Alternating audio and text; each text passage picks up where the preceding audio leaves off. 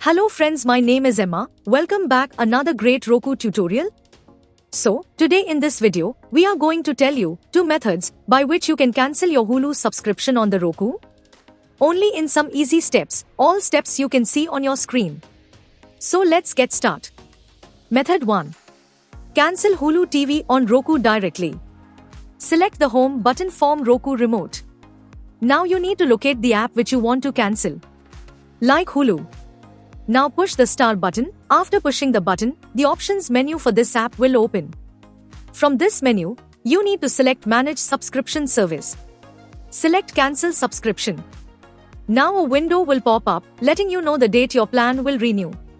Finally, another screen will appear, asking you to confirm your cancellation. Now confirm your Hulu cancellation.